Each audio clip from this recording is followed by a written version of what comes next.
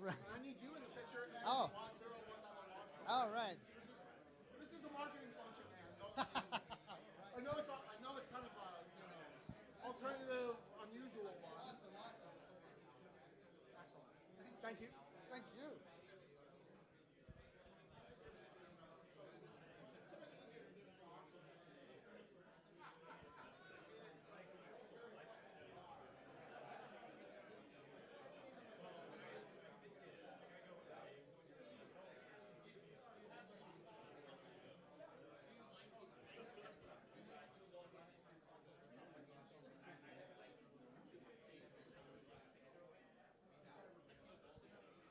All right, guys. I think it is time.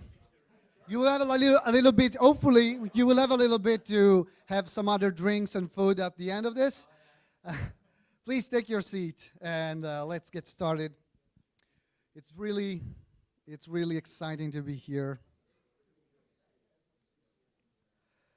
Hopefully, I will get everything right, because now I have to do a little bit of this, a little bit of that. All right. So, first of all, thank you to be here. Thanks for everyone that helped organizing. Thanks to Tetrit. Thanks to myself, of course. Thank you. I think we all deserve a round of applause. Thank you. And of course, it's exciting to be here to celebrate our first major release. And of course, as you may have read on the internet, this is a celebration party, and we're gonna push the tag online right now. So, and we're gonna raffle the name among those that have a ticket. So, let's try. All right. So first of all, I have to find a way to share the screen. There we go. And there we are. So we actually used scale.sh from Loophole Labs to write a very quick and simple function using Go. And this is going to take, a list of names. Yeah. Tiny Go. And it's going to take the list of names and print the name of the lucky one. So, do you have Joseph in the room? There we go. Come here. Cool. Woo. All right.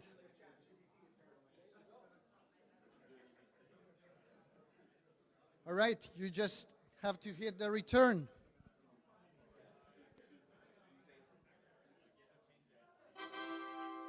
Woo! Great job. All right. Okay. Thank you.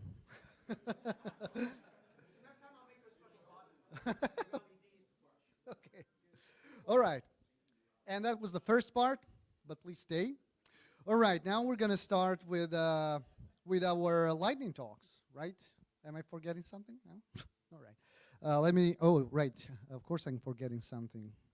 I should be sharing the right window now for the people at home. Hi, Karina. There we go. Lunch party, and there we are. Okay, now we're seeing all the same thing. All right. Yeah. So, well, we did the raffle, and so it's launched. All right. Released. Woo! All right. We're going to start with, unfortunately, Takeshi couldn't be with us today. So, and of course, we're not really in the right time zone for him. So he sent a video for us to play, and All right. Hello, everyone. Thank you for joining me for this release party today. And I am Takeshi, and the founder of wazero project, as you might have known. And I want to start off by expressing my apologies for not being there. I think this is due to the schedule conflict, but I don't know how many people are there. but I really hope you guys can enjoy and celebrate wazero 1.0 together. So anyway, let me start by lightning talk on the history of wazero as I found out with the project, and hope you can enjoy it. So let's get started. And this is the excerpt from wazero website, and I hope you guys already know the brief history, but those who don't know, this project was my hobby project once, and it's transferred to TouchRate later on. But the original motivation and the background of wazero still remains the same and is still relevant. So for those who is curious, please refer to the history page. But anyway, let me briefly review what's happened so far and over the time. So back in 2020 March, that was before I joined TouchRate, I made initial commit to wazero, right? That were 3 years ago. And at the time, wazero was called Gazim and developed my personal account. The initial motivation for me was like I just wanted to know the very details of the WASM specification, since I've already worked on the Envoy proxy, WASM integration, and so on. So I just wanted to learn the internals of WebAssembly, basically. So I made the initial commit 3 years ago, and after that, I posted it on the Reddit, and there was a bit of the spike in the GitHub stars, and Gasm, which is the former name of wazero, got a few hundreds of stars. But in the hindsight, the quality was too poor to be promoted, right? And it's very far away from the professional level, and it's just a toy project. And after posted it on the Reddit, the Gazim project has been abandoned by me, and since it's just a toy project, and I had a lot of work to do in the service mesh space, including Umber proxy and Istio. So it's been abandoned and 1.5 years. And after that, at the time when I was kind of like tired of working on Envoy Istio, and Adrian came up to me like, why don't we do this in this Gasm thingy at TouchRate and bring it to the professional level? And I was like, I replied like, oh, really? Why not? So that sounds so fun. So that was the start. That was the beginning at TouchRate. And then Gasm was renamed to wazero, which is, I believe, is a better name. I hope you all agree. And it's transferred to TouchRate. So that's the brief history of how it's happened. And here's a chart of the timeline and what's happened over the time to this project. But basically, it started as toy project, as I said, and it's been abandoned and then revived as a professional project at TouchRate. And now we have a bunch of very advanced features and vibrant and active community members, which I am really proud of. And one funny thing about on this chart is like someone we don't know who he is posted on the Hacker News, and which helped us to gain a lot of the GitHub stars. And I think the same things would happen to the open source project a lot, but it's happened to wazero as well. So here's the ideas and the thoughts that I had initially. Like basically there was tons of uncertainty there, and I had no idea what's gonna be like and how wazero would end up in the 1.0. So basically, I had no idea how to implement the compiler from scratch and things like that. But now, 1.0, which is very exciting. And especially we have 3 people working on wazero full time thanks to the support by TouchRate. I'm really grateful to TouchRate for that. And also we have vibrant community, and it's being used in many projects. And also it's been very well tested and flexible, powerful, stable APIs and killer features to all the golfers. And all of them are thanks to TouchRate support. So anyway, I think let's see. So of course 1.0 was the huge milestone, but as you know, this is not the end or goal, but it's just the beginning. So for example, there's a bunch of work to do, like especially around performance improvements and new features. So for example, there's a lot of the new WASM specifications are coming ahead, and we have to add support for all of them sooner or later. But the all of these development would happen along with the community members like you guys, so that we can keep this vibrant and engaging communities as much as possible. So anyway, thank you all for joining the party, and I hope you can enjoy, and see you. All right, let's give an applause.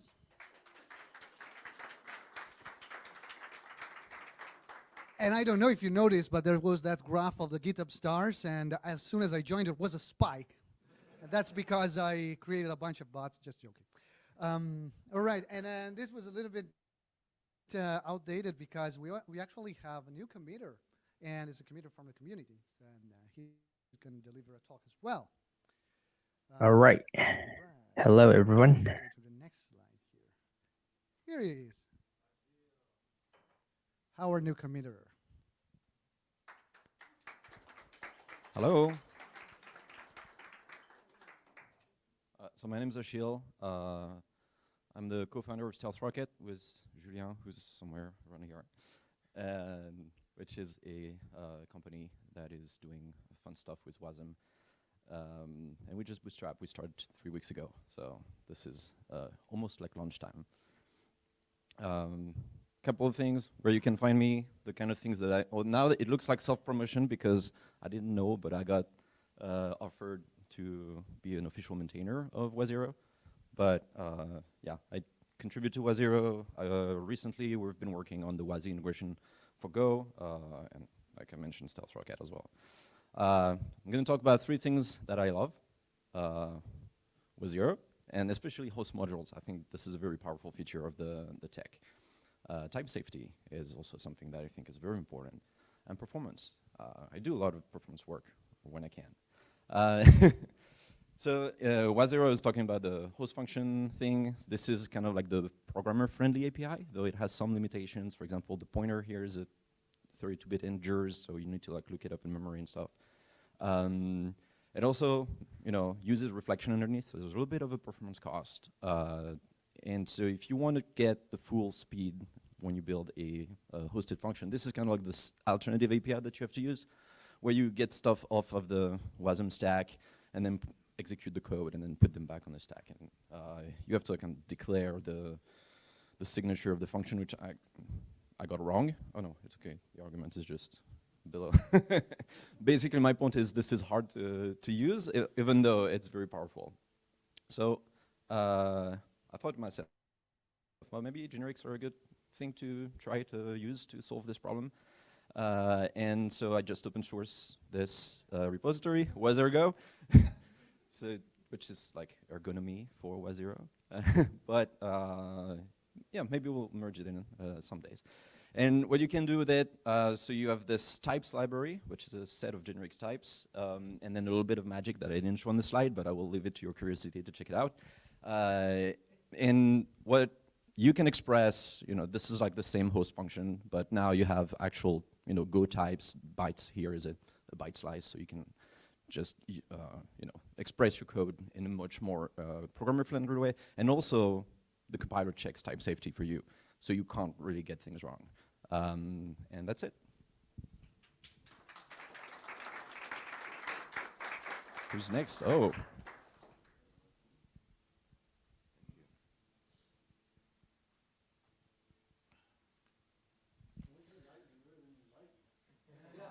And this one is going to be even more lightning. Where I go? Yeah, that way. Well, Achille did the introduction already. So hi everyone, my name is Julian. I'm also the co-founder of Stealth Rocket. And I'm going to give you a very quick and lightning status update of the WASI implementation for Go. What we're working on, so as you know, when you want to add support for WASI in any programming language, you're going to have to support 3 key features. You're going to need to import function. That's where we are going to call all the syscall and where we're going to implement WASI. You're going to need to support, you're going to need to be able to export functions from your application that's going to be executed by the runtime itself.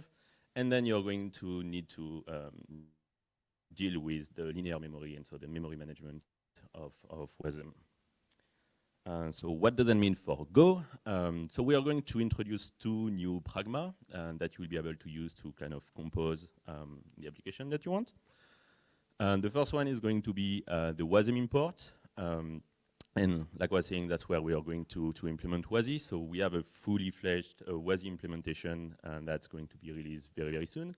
And then we're going to introduce a second pragma called WASM export to give you the ability to export functions, which is going to come a bit later.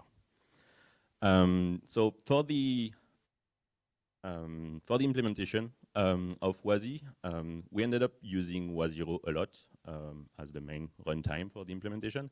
Not necessarily because it's written in Go, even though could be, but specifically because of this specific parameter that you can pass to the run command called auth logging. And if you don't know about auth logging, that's a very, very powerful option that gives you a trace of all the calls that's going to happen in your module and all the things that like all the WASI call that your module is going to happen and all the return and everything.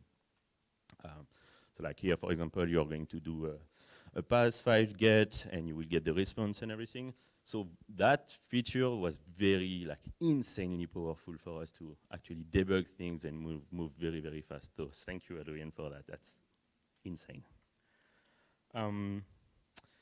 Couple of challenges. I'm not going to go into detail there. We are probably going to write a blog post with the team. We ended up hitting, obviously, a lot of challenges. I will say the 2 big ones was around the memory management and the file system. On the memory management, we ended up finding a leak that existed in the Go OS. That should not be Go, that should be Go OS. So the Go OS, so the Go.js, which has been fixed. Thank you, Achille. And then a lot of issues around the file system, mostly because at that time, some runtime were allowing absolute pass, some runtime were not allowing absolute pass. So there was a lot of confusion around how to actually do file system properly, which was like probably the biggest pain of this implementation. And so the current state, so everything is passing on wazero. And if you want to play with it, I did put the link of the branch that we are using for the development. If you want to test it, play with it, give us feedback, it's always welcome. Some tests are currently failing with wasm time, but we are working on fixing those. And I think we are pretty much on track to have WASI released in 1.21, which is going to happen like in 3 or 4 months, I think, something like that. Yeah. So the next step, so there is 3 things that we want to do. The first one is we are going to unlock the WASM import pragma So right now you can only use WASM import within the runtime and syscall packages from the standard library, but we are going to remove that limitation so that anybody in the room can just use WASM import and implement preview to implement whatever thing they want. We are then going to work on the WASM export pragma, and then we will take a look at preview to. We have a couple of proposals that are already in place for all of that. And that's the team. 5 people from 3 different companies working to bring the WASI power to go. And that's it for me. Thank you.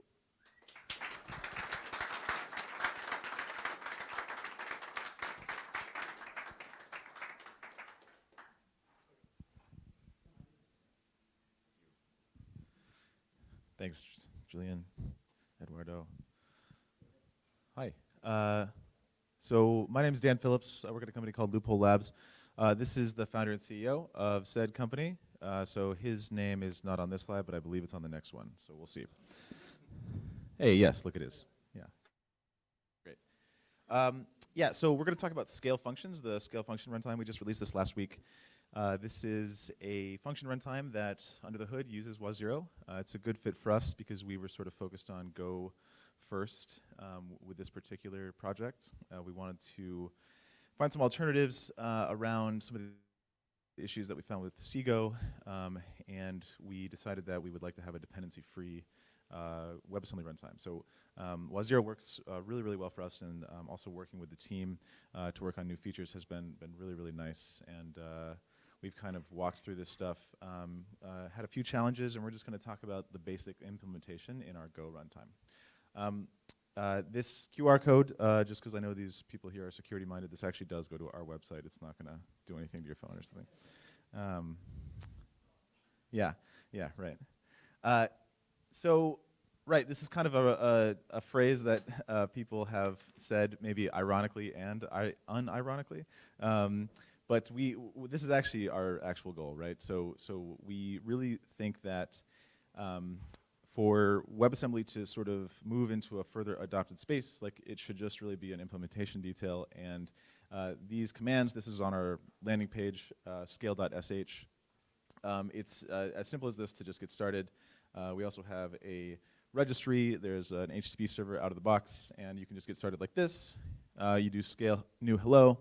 It generates this literal thing. It has a CTX object that then wraps the response and request. You can do stuff to it. You can do chaining. You can do all sorts of really fun things, right? So yeah, so with that, I think this is also going to be very lightning as well. Yeah. I'm going to hand it over to Shiv.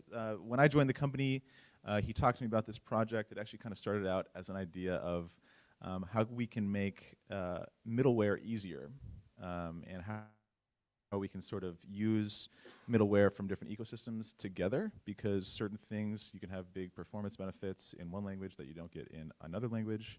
This is something that we came across and even did some documentation on with the Go's regex library, where we took a regex library from a different language, used it in scale functions, chained it to an actual Go program, and the performance improvement was like 4x, right? Yeah. Yeah, okay. Yeah, so we wanted to kind of unlock the possibilities in that space, and then as we went down that path, we said, well, you know what? Chaining is not the only thing we can do here. This could actually kind of be a general purpose serverless sort of function runtime too. So that's kind of where we're going with it. We just released it last week, and we're trying to get feedback on it. So any comments or feedback that you have would be much appreciated. So I'm going to hand it over to Shiv now. His name's Shivansh. We call him Shiv endearingly. Yeah, he's going to kind of walk through the code implementation. When I joined, he brought me on and said, hey, prototype this thing. And I was actually kind of a newbie Go developer. Yeah, and so then Shiv took the prototype and turned it into a pretty Go project. So. Awesome. Yeah, so all the magic and scale functions, when you call scale run, we start up an HTTP server, but we're actually running WASM, and so we're actually using wazero right there. And so all the magic happens in our kind of runtime package. It's a little bit hard to see. Yeah, it's too hard to see. But I'll kind of walk through the general gist of it. You know, wazero makes it easy for us to just Can we zoom in? No, I don't think we can. Yeah. Yeah, I'll just talk about it. So the general idea is that we want to reuse as much memory as possible because it's Golang, right? We don't want the garbage collector coming in and taking away from performance. And so we use this kind of module structure where we compile the code, which is slow. We instantiate this module, which is relatively fast, but still kind of slow. You don't want to do it too often. And then we use this kind of init reset process, which allows us to basically reuse these modules over and over and over and over again as these HTTP requests comes in. And then, of course, if our init and reset processes are thread safe, you can use these functions in a thread safe manner without having to, as the user of the library, you don't have to implement thread safety for your functions. And so we do that with a mixture of those modules that I showed you where we instantiate it, and then these instances, which are not instantiated modules, they're basically copies of those modules that we just create over and over again. And those live inside this pool, and it's just simple Golang sync pool. And so and we use generics basically to guarantee like type safety inside the WASI module, and then from outside inside Golang. And then we have this really nasty implementation, which is not that nasty if you actually go and look at it. It's called function.go. This is where we actually run the function. And so as a WASM provider, wazero gives us the ability to basically do all these kind of high performance operations on arbitrary signatures and arbitrary structures. Yeah, we in our testing, like Dan said, just this exact implementation, like these are like, maybe 400 lines of code total, where we're able to, bring the overhead of running a scale function down in Golang so far that you get 4x performance improvements just, using a simple regex library from Rust instead of using the native Golang regex library. There's caveats to it, but the idea that wazero makes those interfaces so easy that we're able to do this with like such few lines of code is kind of the magic of it. So, yeah. I was also going to say, apologies for the font size. This is all open source, so if you check out, It's a really small type. I'm sorry? On GitHub, yeah, No, that's what I mean. It's really small type. Yeah, that's right. Yeah, no, I was trying to, yeah. It's because it's I was, tiny go. it's tiny go. It's tiny go, see? Yeah, yeah. He'll be here all week, both of us. Yeah, okay. Yeah, so Loophole Labs on GitHub /scale, and this is the Scale landing page. And if you have any other questions about this, we'd love to talk to you. So, good, cool, thank you. Yeah, thanks a lot. Thank you. So the next in line is Sammy. Come on. Don't be shy. There you go. All right, cool. Howdy, Sammy. I'm the founder of Taubyte. So Taubyte is an open source, decentralized cloud computing platform. So just to clarify something, a lot of people think cloud is a place or somewhere. So cloud is a model. And we were like, why should cloud be implemented in a centralized way? Right? We should be able to implement cloud in a decentralized way where there is no central authority or central service. So it can scale to the edge, but also be a substrate where, or that can enable a truly decentralized Web3. Okay, so under the hood, the format is not good. Yeah, you did something, but that's fine. Okay, so under the hood, it's a peer-to-peer network. Okay, so you're exposing me now. Okay, so okay, so under the hood, it's a peer-to-peer network, and we implement cloud features as decentralized protocols. So basically, in a regular cloud, those features are like API calls that call a service. Like, for example, it's gonna call a service that is responsible to keep, let's say, a secret, like HashiCorp Vault, right? That's a service that's somewhere. So whoever get access to that service can get access to the secrets, right? We implement it in a different way where no node in the network can have access to the secrets themselves, right?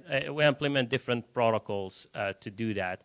And unfortunately, I don't have time to go into all of that right now here, but what's interesting is because it's peer-to-peer, and in peer-to-peer we use concepts like DAGs and DHTs or distributed hash tables, we can build something that can scale horizontally, but also something that's autonomous, right? So we don't need to say like, hey, DevOps person, where is that service? Or hey, service mesh, please give me the config. Every node can just look into their DHT and find where things are, right? It's very fast, it's very scalable, and very resilient.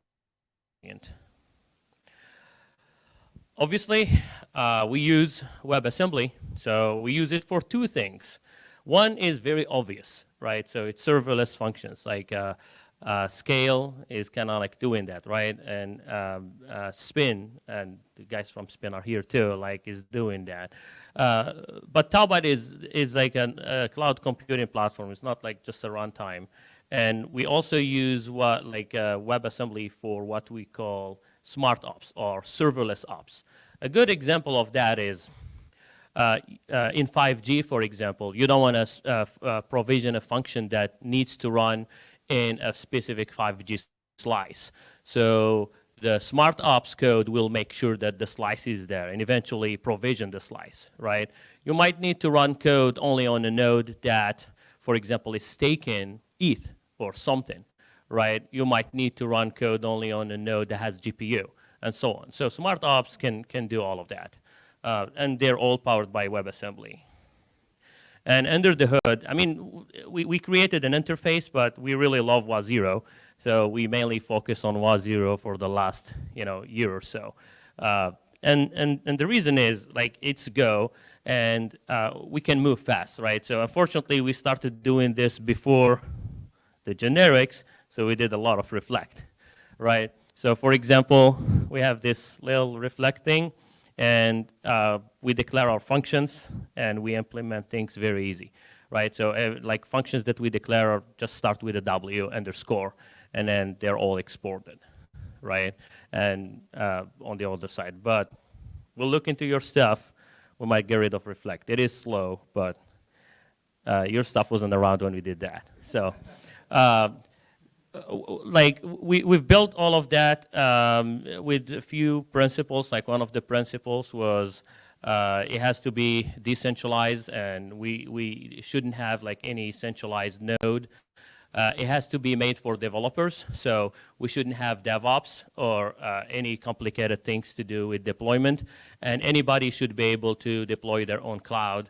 And the last thing was it has to be interoperable. But most of all, I always had this rule, and I tell my team that Grandma should be able to build things on Taobot. And believe me, it's super easy. You can build and deploy a function in less than 5 minutes. You can get started on tao.how, so where we have documentation and tutorials. And then like tell us if you like it, if you don't like it, if we can improve something. But I truly believe that the future of cloud is decentralized, and there is no way we can just rely on the big hyperscalers and what they have, or just leave 8 billion publicly available servers unused, and only 1% of it is used today by cloud providers. So that's it. That's Taobot. Really, really love what you guys did at wazero. We made a lot of things way easier. And one cool thing is we can compile Taobot, and we tried that. We can compile Taobot to very small devices that run ARM7, and everything works, including WebAssembly. How cool is that, right? There is no, C-Go, nothing. So, yeah, thank you. Philippe. All right, thank you, Sami. Sorry for messing up your slides. And thank you. Hello, I'm less ready than yesterday, but even in English, 5 minutes, it's very short. I will do my best. I'm the hobbyist guy of the party, so I will speak about my side project named Capsule. One summer, I think 1 year ago, I decided to becoming stronger with Go, and I started to a project, a kind of WASM runner with wazero and TinyGo. So it's very opinionated. It's a launcher of function, but you can only write function in Go and compile it with TinyGo. Thanks to the wazero project, I understood a lot of things because I have no low-level skill in programming. I did a business school before, so it was a little bit difficult.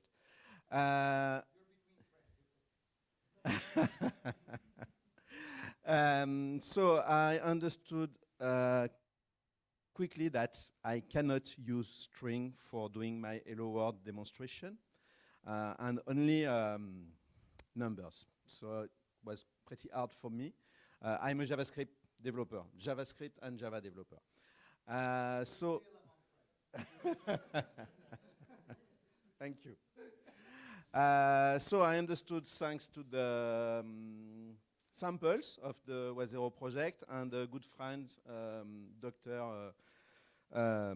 Axel Rochmeyer, is a very good JavaScript developer, and he helped me a lot in my understanding of bit shifting and bit masking.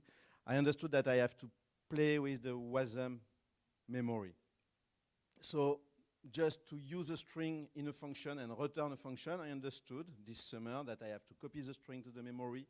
In fact, to copy the position of the string and the size, then the module can read the string into the memory. And if I want to return a value, I have to do the same thing for the host function, and I have to pack the position and the size of the string in only one value. My mind was blowing. But at the end, I understood. I was very proud. And I even do a presentation about this with all details, and all people told me, Philippe, it's too complicated. Don't speak about this. Otherwise, nobody wants to use WASM.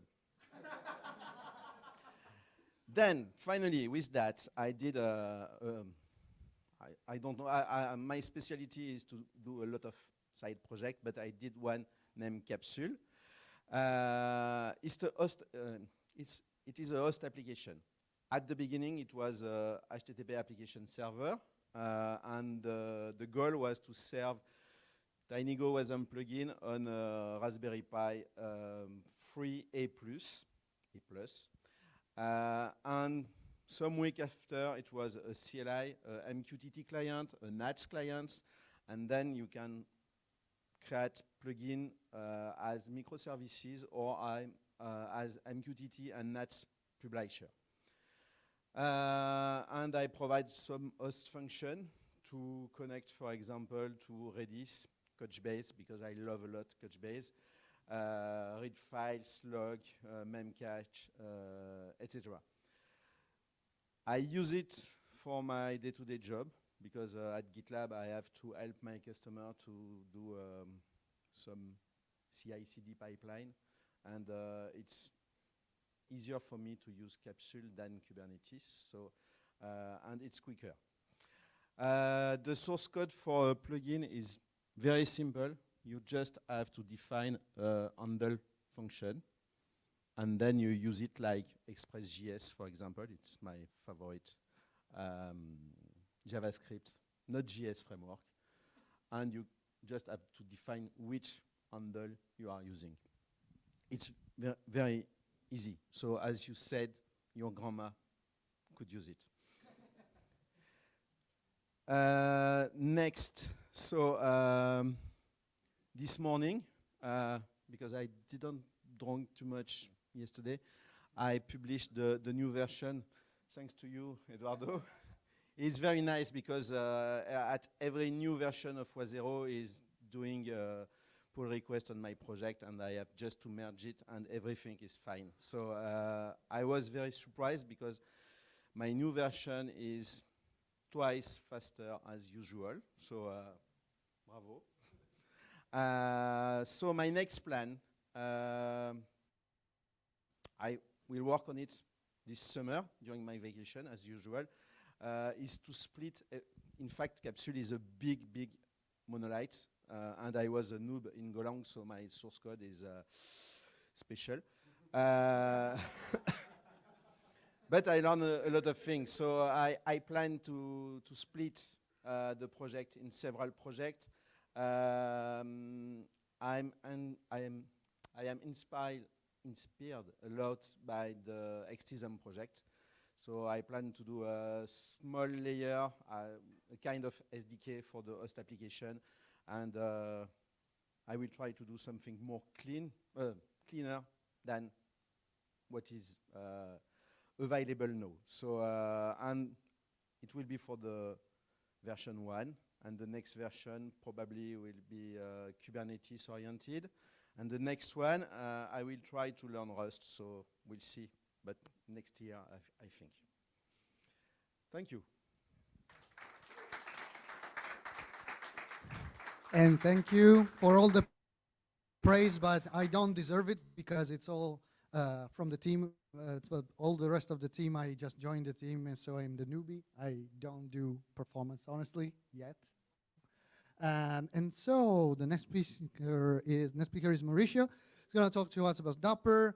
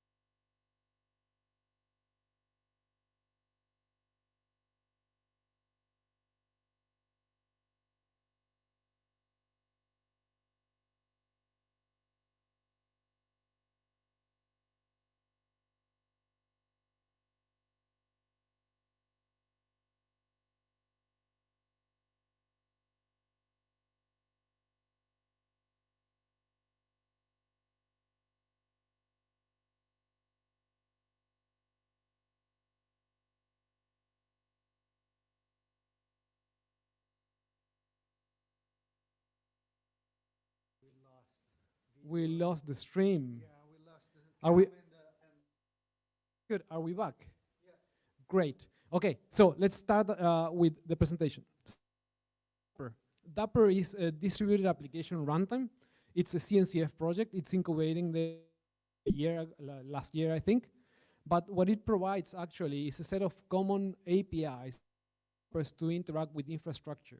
And it allows developers to use a very simplified API to interact with message brokers, to interact with secret stores, and without knowing where those things are, so that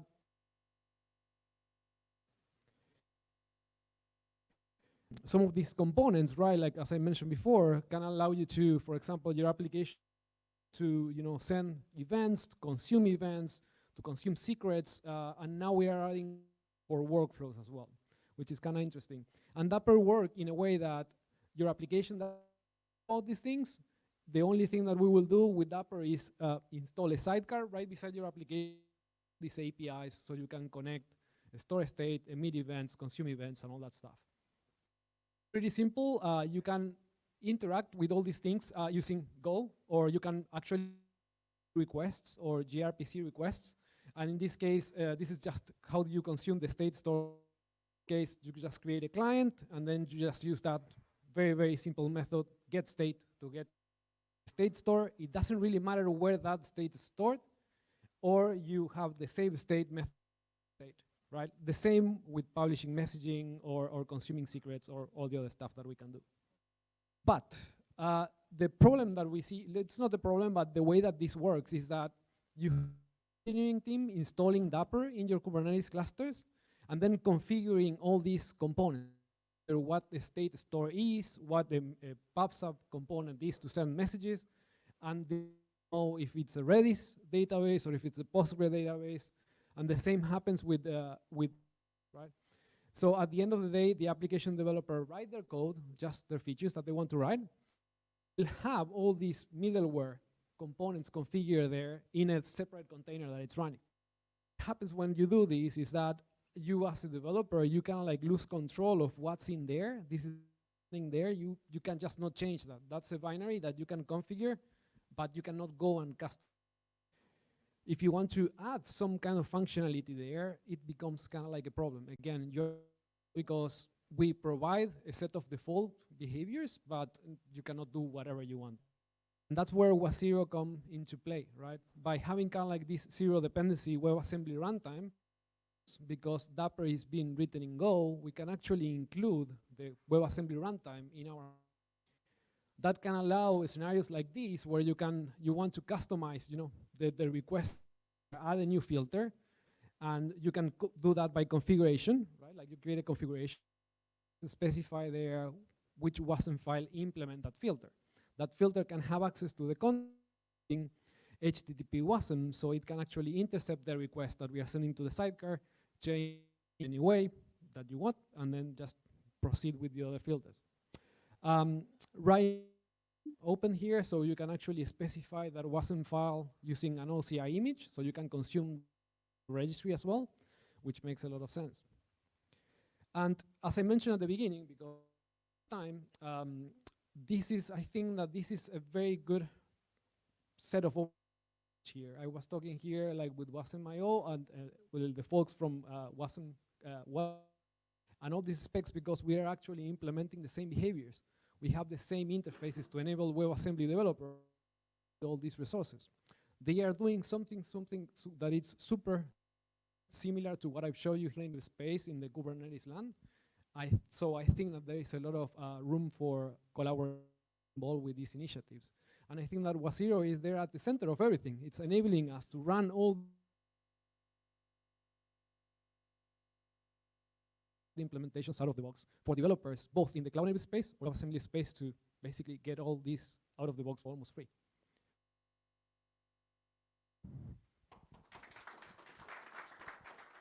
All right. So we're almost done. We had one last contribution, and it's still virtual because they couldn't make it to the conference, so it's a very quick video. One of my favorites, if I may say, is the carcinization of Go programs, which I mentioned also in my talk. And there we go. Computers are complicated. Programming computers is even more complicated. Sometimes you have a square hole, but the square peg you need is written in Rust, and the rest of your program is written in Go.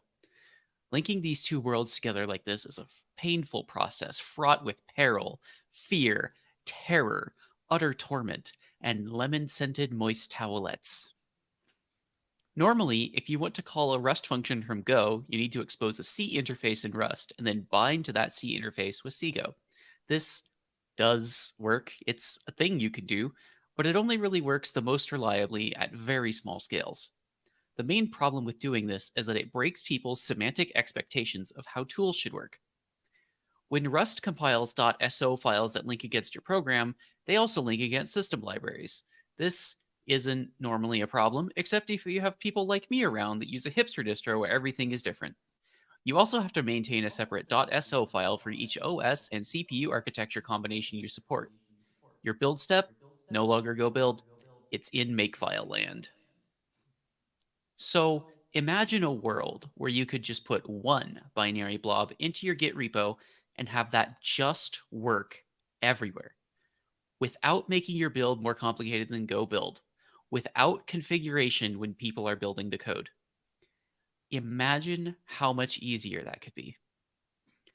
I bet you can guess where I'm going with this. I'm talking about the carcinization of Go programs via WebAssembly.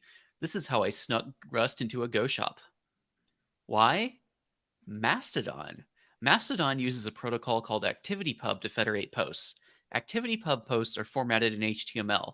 Reading Mastodon posts from the API returns HTML. We want to show these posts off in the Slack channel, and Slack doesn't support using your own HTML.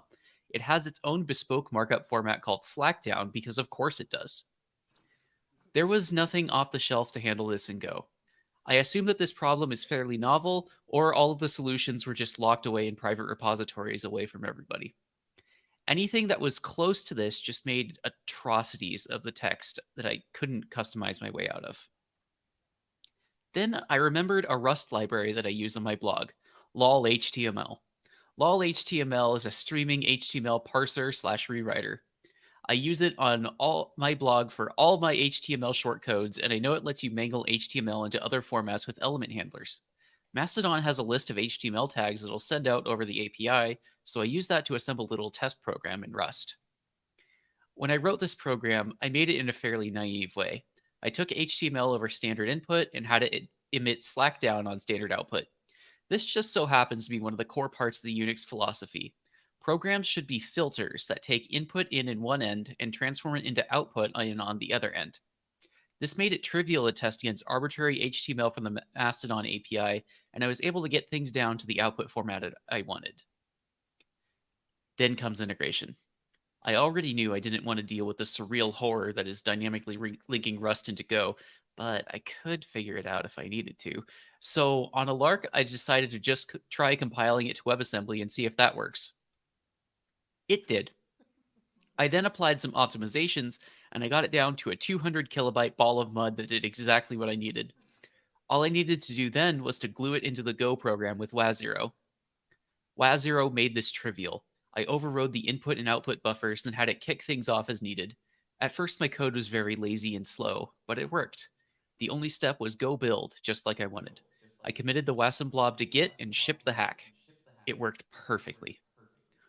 The last part was making it faster. With some guidance from #wazero on Slack, I managed to get each call of this function down to 200 microseconds. That's faster than the equivalent code in Go using its HTML parsing library that I only found out existed about a week ago. And now this atrocity is shipped to production and holds together the Mastodon post-announcement service. Most people aren't aware that it's a thing, and it runs fast enough that nobody really cares that it's a programming turducken of Go, Rust, and WebAssembly. It works perfectly, and it wouldn't be possible without the efforts of the wazero team. I'm ZISO, and I hope you enjoyed my talk about programming crimes. I do developer relations at Tailscale as the Archmage of Infrastructure. If you have any questions, please don't hesitate to reach out at wazero2023@zserve.us. I'm more than happy to answer them. Congrats to the wazero team for the 1.0 release. Be well, all. And that was all. All right. All right. So there we go. So basically, that was it for the night. I mean, for our lightning talks. And you can enjoy the rest of the evening with us, having some drinks and some food and asking questions to our wonderful lightning speakers. And yeah, we're around, and let's enjoy our time here. Thank you.